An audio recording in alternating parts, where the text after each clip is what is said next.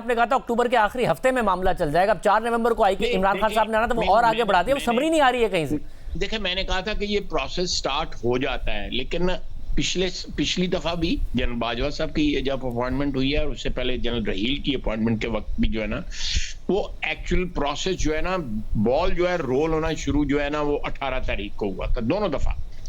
General Bajwa साहब की announcement जो है as chief of army staff, उनकी अपॉइंटमेंट जो है वो तकरीबन 26 तारीख को हुई थी, 26 तारीख को, या आई स्टिल रिमेंबर 26 नवंबर को हुई थी। उससे जनरल रहील की अपॉइंटमेंट जो है वो तो जिस दिन उनकी समरी साइन हुई थी ना, जो नोटिफिकेशन साइन हुआ था, जिस दिन मैंने मिनिस्टर ऑफ डिफेंस का जो है चार्ज लिया था, मैंने पहला डॉक्यूमेंट वो साइन किया था, दैट वाज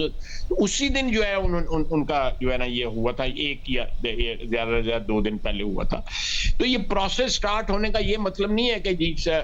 मगर ख्वाजा साहब देखिए, अफवाहें आती है ना, एक तो खान साहब के हवाले से, खान साहब ने ढकी छुपी नहीं रखी, जर्नलिस्ट से मुलाकात में कह दिया कि कौन सी ऐसी शख्सियत है जिनको वो आर्मी चीफ नहीं देखना चाहते हैं। मगर फिर आती हैं खबरें बाहर कि शायद कोई वजीर आजम का भी इदारों के साथ अभी मामला तय पाए नहीं है कि समरी में कौन होना चाहिए, कौन नहीं होना चाहिए, समरी मांगी नहीं गई है या समरी आ नहीं रही है। हर किस्म की फिर अफवाहें आती हैं, तो इसलिए मामला सेटल करने में हर्ज क्या है जब नवाज शरीफ साहब खुद कह रहे हैं इमरान खान आज लिए नहीं कि उन्होंने अपनी मर्जी का आर्मी चीफ लगाना है।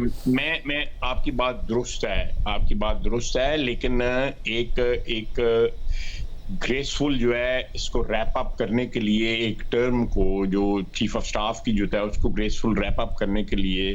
उनको टाइम देने के लिए जो है वो, ताकि वो अपने जवानों से, अपने ऑफिसर से, जिन लोगों के साथ उन्होंने एक अदारे के साथ 30-35 साल उन्होंने गुजारे हैं, उससे वो बजाय इसके कि उसको उस चीज को प्रिएम्प्ट किया जाए, यानी आखिरी जो महीना है या 15 दिन है, 20 दिन है, उसके अंदर 2 चीफ हों, एक जो है अनाउंस किया हो और एक जो है इनकम्बेंट हो 29 तारीख तक। तो मेरी जाती राय है कि ये कोई जिसको कहते हैं डेकोरम वाली बात नहीं है कि तो इस सब में आपको ये पूरा कॉन्फिडेंस है कि न्यूट्रलिटी रहेगी, इंटरवेंशन नहीं होगी और आप इस लॉन्ग मार्च को डील कर लेंगे, चाहे इसका मकसद आर्मी चीफ की तकरूरी हो। बिल्कुल, देखें उनका रोना ही ये है इमरान खान का, आर्मी चीफ का। उन्होंने फड्डा क्यों डाला था, वो जो अक्टूबर का फड्डा था पिछले साल का, वो क्यों डाला था? इसलिए डाला था ना कि डीजीआई हो, वो डीजीआई को बाद में फिर फलां बंदा डीजीआई हो, फलां बंदा फिर जो है चीफ बनेगा, फिर इलेक्शन आएंगे, फिर इलेक्शन 2018 की तरह होंगे, फिर अगले 5 साल मुझे लगेंगे। वो तो 10 साल का आप देखते नहीं है रोता किस तरह है वो किस तरह, he is not a normal man.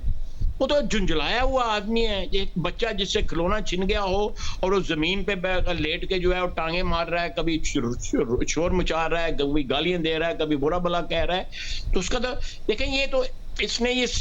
जो मैटनी शो नहीं होता, 3 बजे शुरू होता है, 6 बजे खत्म हो जाता है, ये 6 बजे शुरू होता है, फर्स्ट शो और 9 बजे खत्म होता है। ये जाता है वहां पे, लोगों को बुलाता है, लोगों को खजल खराब करता है और लोग रुलते हैं जीटी रोड के ऊपर, और ये सो के जो है वो 1-1.5 बजे 2 बजे जो है जनाब अली बानसवर के उसके ऊपर चढ़ जाते हैं आके। वो